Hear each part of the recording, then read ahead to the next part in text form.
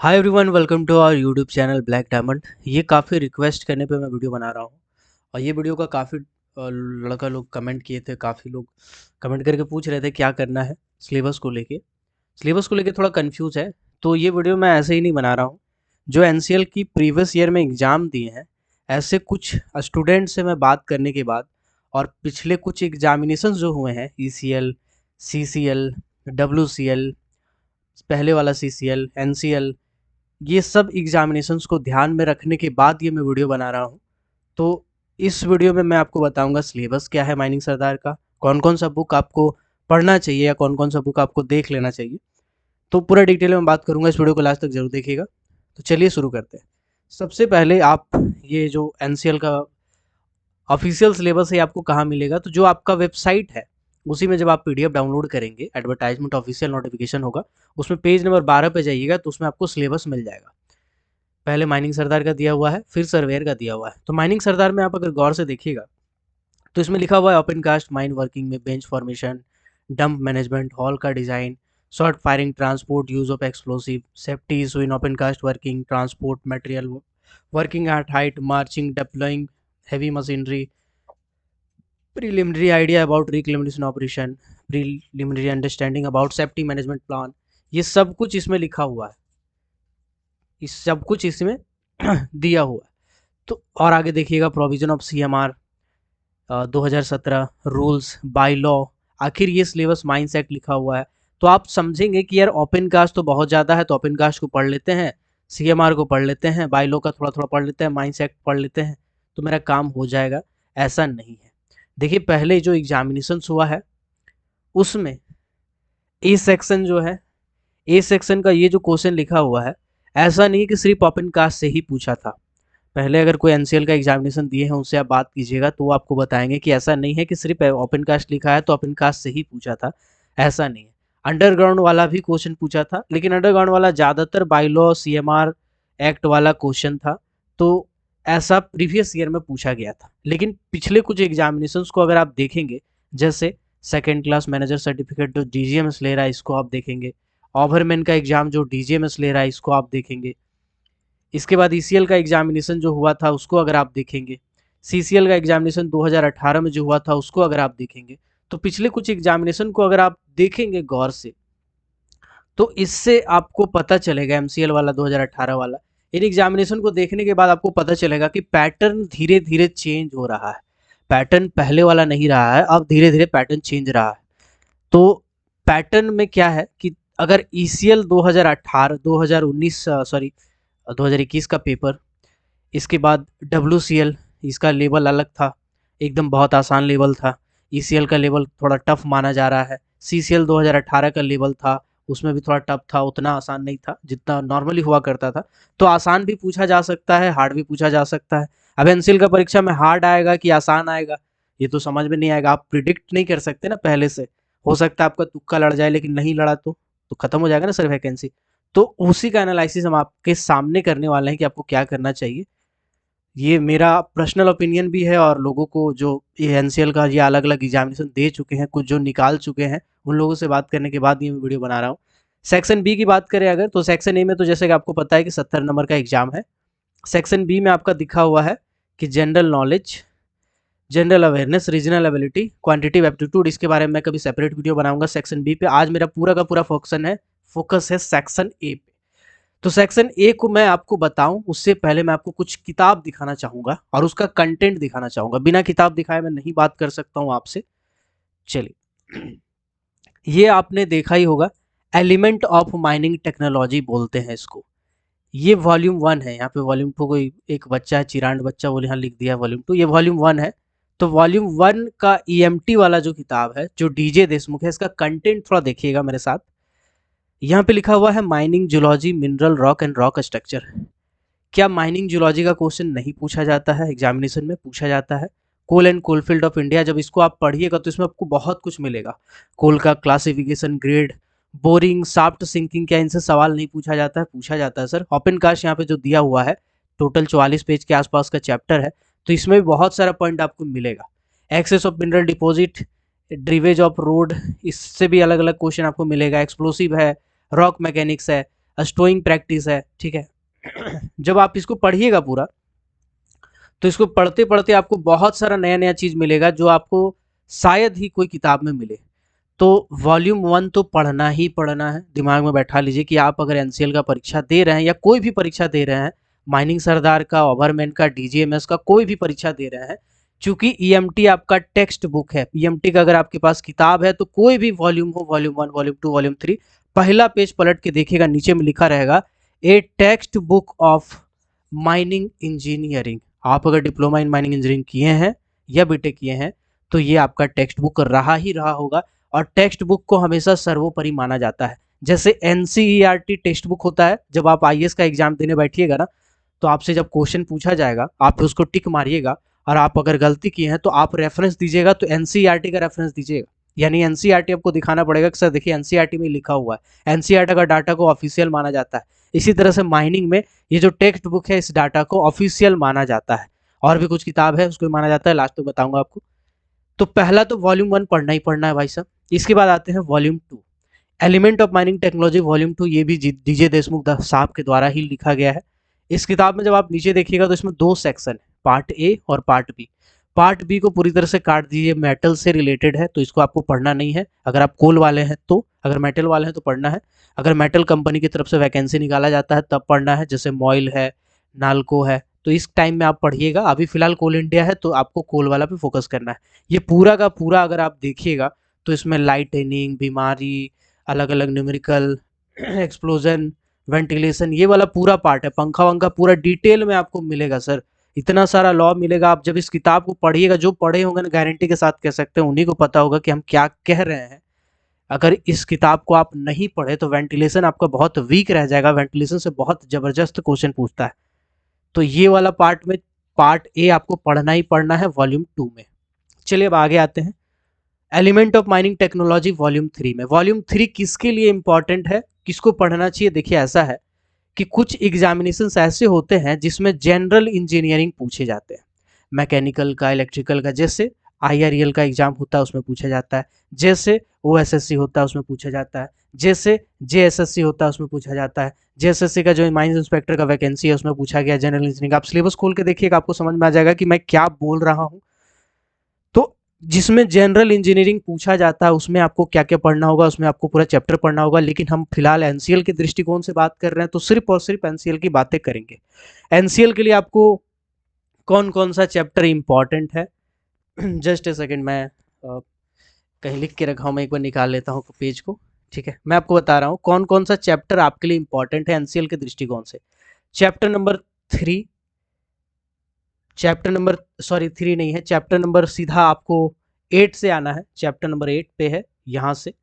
Chapter number 8 में रॉप दिया हुआ है, वायर रॉप दिया हुआ है। रॉप का इस्तेमाल किया जाता है वाइंडिंग में, कॉलेज में, दोनों ही जगह पे। सॉरी गला थोड़ा खराब है। तो वायर रॉप का आपको पढ़ना है, स्टैंडर्ड, नॉन स्टैंडर्ड, बहुत सारा टाइप का रॉप होता है, उसको आपको थोड़ा सा पढ़ना है। पूरे डिटेल में नहीं भी पढ़ेंगे कोई बात नहीं, लेकिन रस्सा से रिलेटेड जितना भी नियम कानून है आपको पढ़ना ही होगा। कोई उपाय है, कोई उपाय नहीं है। इसके बाद चैप्टर नंबर 11 पे आपको आना है, वाइंडिंग। इसको तो भैया चार्ट लेना है पूरा, सुबह शाम उठ के। इसके बाद आपको चैप्टर नंबर 12 पढ़ना है, 12 से फिर शुरू कर देना है, 12, 13, 14, 15, 16, 17, 17 तक। इसके बाद सॉरी सॉरी इसके बाद 18। लेकिन ये सब में चैप्टर में आप कुछ स्कीप कर सकते हैं, जैसे इसमें माइन पंप है तो खाली आप माइन पंप पढ़ेंगे तो काम चल जाएगा। ट्रांसपोर्टेशन मीडियम है तो ये तो पूरा पढ़ना पड़ेगा। ट्रांसपोर्ट में कुछ आईसी इंजन को आपको अगर थोड़ा सा हल्का फुल्का लोकोमोटिव का आइडिया ले लेंगे तो काफ़ी होगा। रॉप फॉलेज में आप रॉप फॉलेज और ट्रैक के बारे में पढ़ना पड़ेगा। वाइंडिंग में अगर आप इसको थोड़ा बहुत पढ़ेंगे, मतलब चुन चुन के आपको पढ़ना पड़ेगा, सेलेक्टेड पोर्शन, पूरा किताब आपको नहीं पढ़ना। यानी वॉल्यूम 3 में आपको सेलेक्टेड टॉपिक पढ़ने हैं, इसमें पूरा किताब को चाटने का जरूरत नहीं है। चलिए आगे बढ़ते हैं। ये किताब को आप देखे होंगे, इसका नाम है ओवरमैन हैंडबुक। जो लड़का लोग सॉरी मेरा गला खराब है, थोड़ा तबीयत बिगड़ा हुआ है, अभी क्लास हम नहीं ले रहे थे इसलिए, और वीडियो भी नहीं बना पा रहे थे। Just a second. चलिए ओवरमैन हैंडबुक पे आते हैं। ये किताब को आप देखे ही होंगे। ईसीएल का परीक्षा देने के बाद लड़का लोग बोलने लगा कि ओवरमैन हैंडबुक फेंक दो, फाड़ दो, ऐसे कर दो, वैसे कर दो। देखो मेरे भाई, एक बात समझो, मेरी बात। पहले अगर आपको पता नहीं है कि एलसी काकू साहब कौन है, तो पहले पता कर लीजिए कि एलसी काकू साहब कौन है। लालचंद काकू कौन हुआ करते थे, उनके बारे में अगर आपको नहीं पता है तो पहले जान लीजिए। बेसिकली एक रिसर्चर थे जिन्होंने माइनिंग में क्रांति लाया था, तो किसी भी गुरु का अपमान करना सही नहीं है। और रही बात गवर्नमेंट हैंडबुक ना पढ़ने की, तो देखिए इसमें डाटा नहीं एक्सेप्ट किया गया है। ये बात अलग है कि ईसीएल जो है वो डाटा एक्सेप्ट किया टेक्स्ट बुक का। तो उसके पीछे का कारण ये है कि ईसीएल का जब आप टर्म्स एंड कंडीशन पढ़िएगा, तो उसमें लिखा हुआ कि इंग्लिश वाला डाटा को एक्सेप्ट किया जाएगा हिंदी वाला के तुलना में। गवर्नमेंट हैंडबुक हिंदी में लिखा गया है, आपने इसको पढ़ा हिंदी में। लीसीएल के टर्म्स एंड कंडीशन के हिसाब से इंग्लिश वाला डाटा को पहले एक्सेप्ट किया जाएगा, हिंदी वाला को बाद में एक्सेप्ट किया जाएगा। तो इसीलिए आपका एक्सेप्ट नहीं किया। उससे पहले यहाँ पे टेक्स्ट बुक एक्सेप्ट किया था ईसीएल को। तो ऐसा नहीं गवर्नमेंट हैंडबुक बेकार है, बहुत ही सिंपल साधारण सरल शब्दों में समझाया गया है। कुछ जगह पे डाटा का कॉन्फ्लिक्ट हो सकता है, क्योंकि गवर्नमेंट हैंडबुक लिखा गया एलसी काकू के द्वारा। एलसी काकू का कुछ अपना अलग मत होगा, एचपी सोनी साहब का अपना अलग मत होगा, डीजे देशमुख साहब का एक अलग अपना मत होगा। तो तीनों का मत में थोड़ा सा वैरायटी तो देखने को मिल सकता है ना। लेकिन कभी भी किसी भी टीचर जो जिन्होंने किताब लिखा है इतना बड़ा और इतना लंबा टाइम तक लोग उनको पढ़े हैं, पढ़ के बड़े बड़े साहब बने, उनका ऐसे अपमान करना सही नहीं है। तो गवर्नमेंट हैंडबुक आपको पढ़ना चाहिए, बहुत ही सिंपल सरल तरीके से बताया गया है इसमें।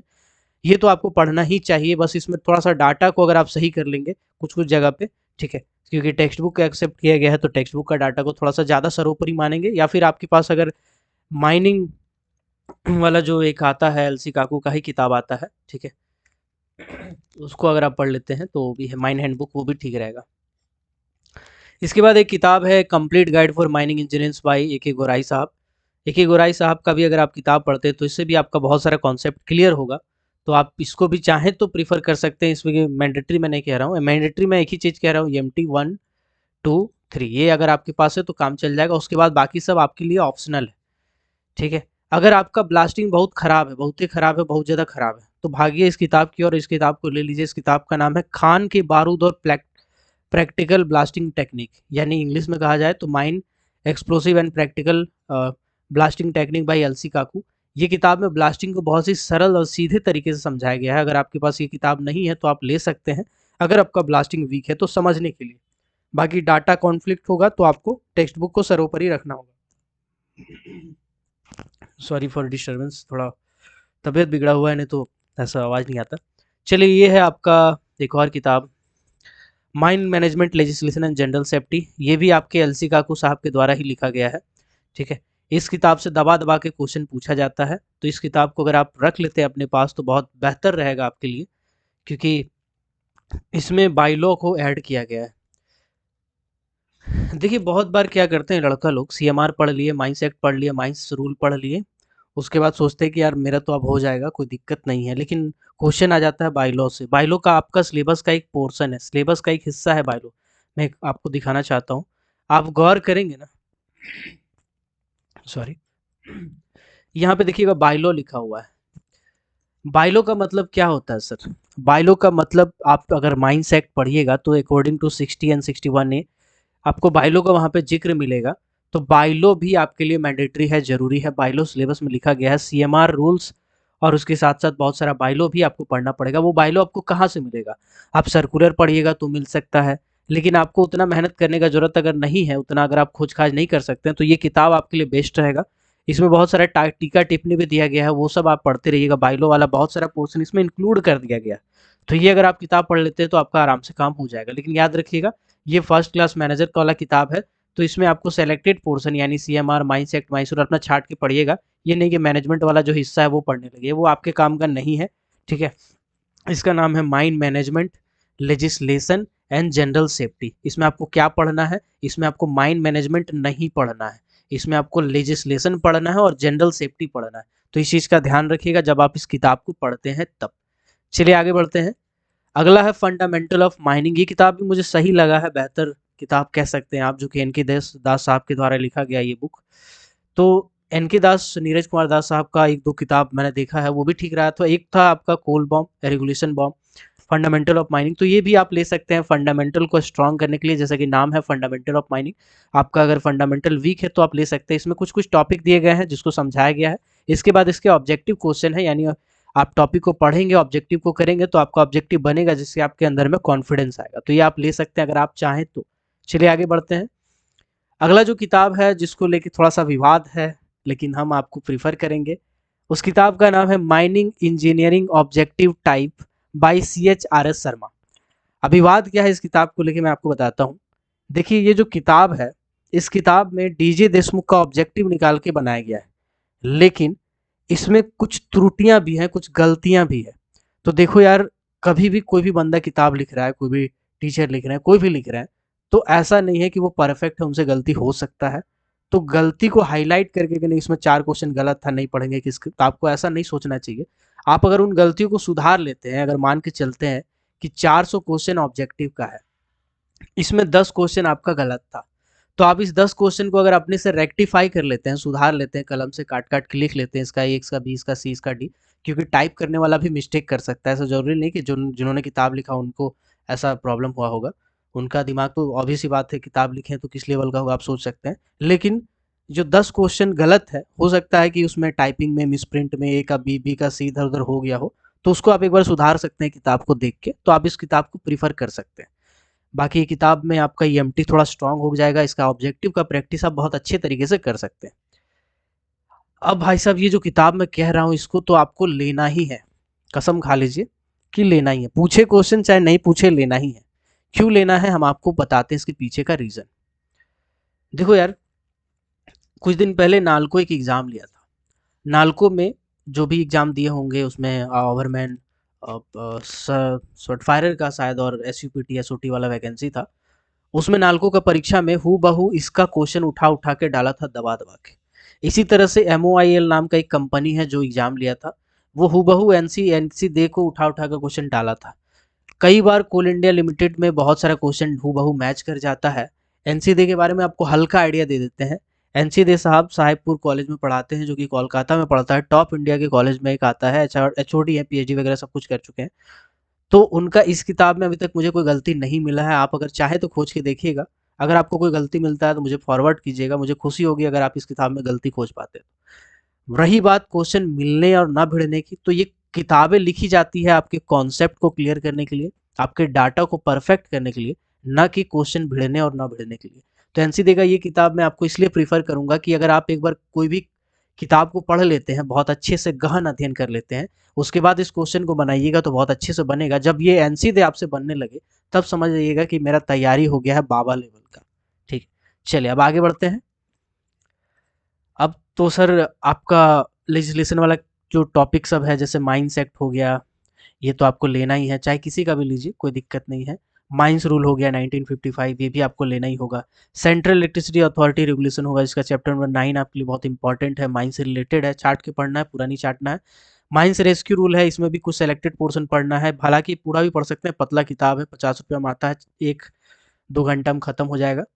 इसके बाद माइंड वोकेशनल ट्रेनिंग रूल है, इसमें कुछ सेलेक्टेड पोर्शन पढ़ना है, आपको पूरा नहीं पढ़ना है, कोई दिक्कत नहीं है इसमें भी। ठीक है, तो आई होप ये सब किताब आप देख के समझ गए होंगे। देखिए अब कुछ बेसिक चीज़ हम बताना चाहेंगे। जस्ट ए सेकंड, देखिए वीडियो थोड़ा लंबा होगा, है ना, पकिएगा नहीं, कुछ काम का बात करना है आपसे, समझिएगा। सिलेबस को आप पूरे अच्छे से समझ गए हैं, कौन कौन से किताब से आपको बेहतर होगा, नहीं बेहतर होगा, वो भी आप समझ गए। जिसमें हम आपको सारांश कर दे रहे हैं, EMT तो भाई बहुत ज़रूरी है आज के ज़माना में।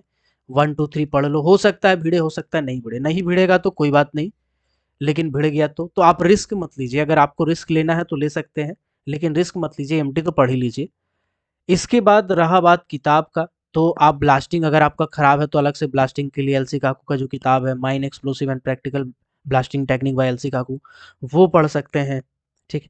जूलॉजी का पोर्शन अगर आप अलग से चाहते हैं तो कोल इंडिया में उतना डिटेल में जूलॉजी पूछा नहीं कभी, लेकिन आप चाहे तो KM बांगड़ वगैरह पढ़ सकते हैं। सर्वेइंग अगर आप चाहें तो सर्वेइंग का अलग से किताब ले सकते हैं, है ना। तो ये सब आप चाहें तो कर सकते हैं, लेकिन EMT आपके लिए ज़रूरी है, तो EMT तो ले लेना।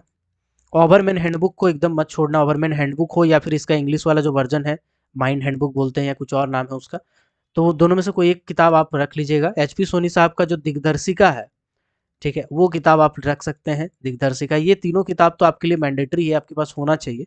हाँ, इसके अलावा अगर आप चाहें कुछ करना तो AK गोराई साहब का जो किताब के बारे में मैंने बताया, ठीक है, या फिर और भी जो किताब मार्केट में है, उसमें से कुछ भी किताब आप ले सकते हैं, ठीक है। तो पहले तो आप क्या कीजिएगा, ये सब चीज़ को पढ़ना शुरू कीजिए और पढ़ने के बाद आपके पास ऑब्जेक्टिव का बुक तो होना चाहिए। ऑब्जेक्टिव के लिए आप एनसी दे का किताब तो लेना ही है आपको। इसके अलावा आप एन के दास साहब का किताब ले सकते हैं ऑब्जेक्टिव के लिए। आप C H R S Sharma साहब का किताब ले सकते हैं ऑब्जेक्टिव के लिए। आप प्लेनेट पब्लिकेशन का और भी बहुत सारा बुक है, या और भी ऑब्जेक्टिव का किताब आता है जैन जयसवाल वाला। तो कुछ भी ऑब्जेक्टिव के लिए आप प्रैक्टिस कर सकते हैं। ऑब्जेक्टिव लास्ट में बनता है, ठीक है। पहले चैप्टर पढ़ना पड़ता है, फिर ऑब्जेक्टिव बनता है। तो पूरा सारांश, पूरा भावार्थ आई होप आप समझ गए होंगे पूरे अच्छे से, सिस्टमेटिक तरीके से। अब आते हैं क्लासेस के बारे में, कि लड़का लोग बोल रहे थे मुझे लगातार क्लासेस के बारे में। तो देखो बाबू, ऐसा है कि यूपी पीएससी का लड़का लोग का हालत खराब था। परीक्षा आ गया था, 18 तारीख को परीक्षा था, तो उस पर लगे हुए थे। और मेरा आदत है कि हम अगर किसी का हाथ एक बार पकड़ते हैं तो जल्दी छोड़ते नहीं है। चाहे मेरा मार्केटिंग डाउन हो जाए, कुछ हो चल जाए, बच्चा लोग चला जाए, लेकिन कोई दिक्कत नहीं। एक बार उसको पकड़े हैं तो उसको एक मंजिल तक पहुंचाना पड़ेगा ना, उसके बाद ही तो हम दूसरों को पढ़ा सकते हैं। हम चाहते तो 1 तारीख से अगर बैच स्टार्ट करते हैं, जिस दिन वैकेंसी आया था 1 दिसंबर से, तो मेरा बहुत अच्छा खासा स्टूडेंट आता। अभी आधा से ज़्यादा स्टूडेंट छट चुका है, लेकिन मुझे उस चीज़ का कोई तकलीफ नहीं है, क्योंकि यूपीपीएससी वाला जो लड़का लोग था, जो तैयारी कर रहा था स्टूडेंट लोग, उस पर मेरा फोकस था। उसको मुकाम तक पहुंचाना था, उसका सिलेबस को कंप्लीट करना था। तो उसका सिलेबस कंप्लीट हो चुका है। अब हम एक नया बैच स्टार्ट करने जा रहे हैं 15 दिसंबर 2022 से। इसमें हम आपको क्या पढ़ाएंगे, हम आपको पहले ही बता देना चाहते हैं। 15 दिसंबर 2022 से एनसीएल का एक नया बैच स्टार्ट हो रहा है। एनसीएल का न्यू बैच स्टार्ट हो रहा है, एकदम फ्रेश बैच, एकदम नया नया batch, fresh fresh batch start हो रहा है। इस बैच में हम क्या पढ़ाएंगे, एकदम स्पष्ट तौर पे समझ लीजिए। पहले इस बैच में हम आपको पढ़ाएंगे ईएमटी वॉल्यूम 1, वॉल्यूम 2, वॉल्यूम 3। पहला तो ये पढ़ाएंगे। इसके बाद, ये तो आपको पढ़ाएंगे ही, इसके बाद हम आपको क्या पढ़ाएंगे। देखिए, ओवरमैन हैंडबुक और एचपी सोनी साहब का किताब सभी कोई पढ़ते हैं, ये आप मान के चलिए। आपको जो एक्स्ट्रा नॉलेज होगा वही काम आएगा, ठीक है। इसके बाद हम आपको पढ़ाएंगे MMLS बाय एलसी काकू, या तो यूं कहें कि लेजिस्लेशन वाला पूरा पोर्शन है वो हम कवर करेंगे विथ सीएमआर। सीएमआर पढ़ाएंगे। सीएमआर 2017 की मैं बात कर रहा हूँ। उसके साथ साथ लेजिस्लेशन यानी बाइलो के बारे में मैं बात कर रहा हूँ। जितना भी बाइलो है, पूरा का पूरा बाइलो में कवर करूंगा, एकदम एक बाइलो में छोड़ने वाला नहीं हूँ। Mind management, legislation, general safety वाला पूरा किताब आपको चटवाने का मेरा जिम्मेदारी है। इसके बाद मैं क्या पढ़ाऊंगा, ब्लास्टिंग टेक्निक बाई एलसी काकू। इस किताब का पूरा सारांश बताने वाला हूं मैं। एक भी पॉइंट इसका छूटने का कोशिश ना हो, ऐसा मेरा मोटिव रहेगा, ठीक है। चलिए, इतना होने के बाद जो आपका बाकी का पोर्शन है, जैसे सीएमआर तो हो गया, माइंस एक्ट पढ़ाऊंगा मैं, माइंस रूल पढ़ाऊंगा। इसके बाद क्रैच रूल है, पिट हेड बाथ रूल है, रेस्क्यू रूल है, ठीक है। इसके बाद आपका माइंस एक्ट, माइंस रूल की वीटी रूल है।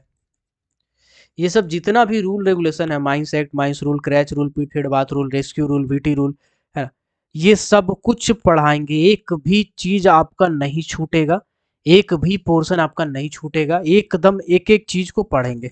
इसके बाद साथ ही साथ हम लोग जूलॉजी को थोड़ा सा डीप में पढ़ेंगे, थोड़ा सा डीप में, बहुत ज़्यादा डीप में नहीं पढ़ेंगे, थोड़ा सा डीप में पढ़ेंगे, वो भी आपको मिल जाएगा। और सर्वेइंग भी हम आपको थोड़ा सा पढ़ाएंगे, क्योंकि अब सर्वेइंग का क्वेश्चन भी थोड़ा दे रहा है, थोड़ा सर्वेइंग भी आपको थोड़ा सा अच्छे से देखना पड़ेगा।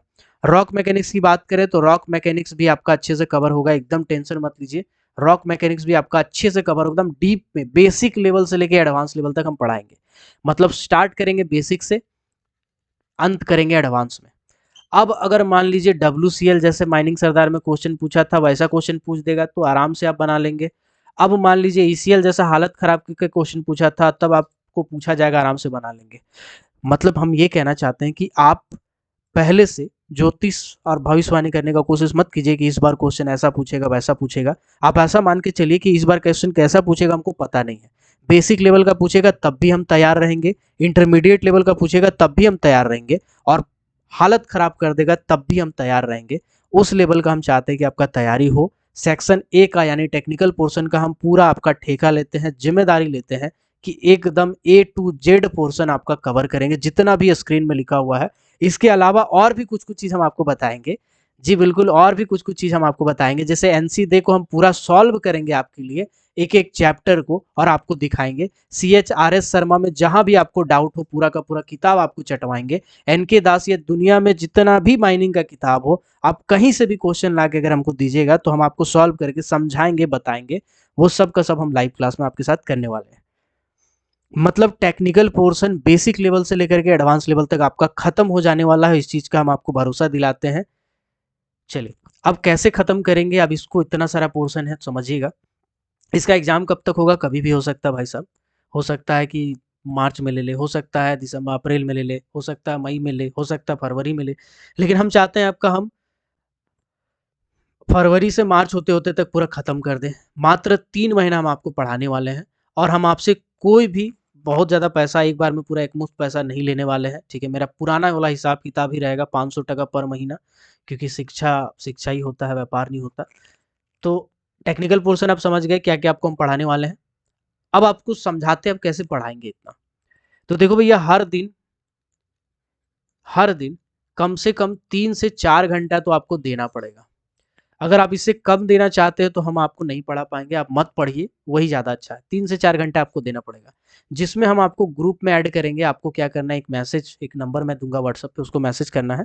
फिर आपको पेमेंट कर देना है ₹500 का, स्क्रीनशॉट सेंड कर देना उस व्हाट्सएप नंबर पे। फिर हम आपको एक ग्रुप में ऐड कर देंगे और आपको वीडियो लेक्चर लिंक के फॉर्मेट में देंगे। आप उस लिंक में क्लिक करेंगे, वीडियो लेक्चर मिल जाएगा आपको।